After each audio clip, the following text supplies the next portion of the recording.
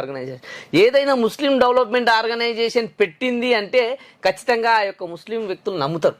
హలాల్ అనే పేరు ఉంది కాబట్టి వాళ్ళు దేవుణ్ణి ఖురాన్ ప్రకారం వాళ్ళు ఆ యొక్క మౌన ప్రవక్త ప్రకారం జీవనం సాగిస్తున్నారు కాబట్టి వాళ్ళు చెప్పినటువంటి జీవనం సాగిస్తున్నారు కాబట్టి హలాల్ అనే పేరుకు ఒక 3 ప్రోడక్ట్స్ ఉన్నాయండి. ఆ 3 ప్రోడక్ట్లకు కూడా ఒకదానికి హలాల్ పేరు ఉండి రెండిటికి క్వాలిటీతో ఉన్న క్వాంటిటీతో ఉన్న రేటు తక్కువ ఉన్న కూడా ఏదైతే క్వాలిటీ లేకుండా ఏదైతే రేట్ ఎక్కువ ఉన్నా సరే హలాల్ అనే పదం ఎక్కడైతుందో అది కొంటారు వాళ్ళు.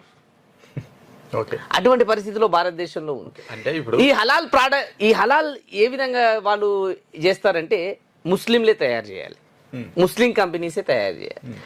కానీ ఇక్కడ ఏం జరుగుతుందంటే ముస్లిం కంపెనీస్ అనేటువంటివి ఈ హలాల్ తీవ్రత ఎక్కువైన కొద్దీ ఏం చేస్తున్నారంటే సికిందర్ అని ఒక ఆయన ఉన్నాడు, ఆయన సామాజికవేత్త. ఆ సికిందర్ అనేటువంటి వ్యక్తి దీనిపైన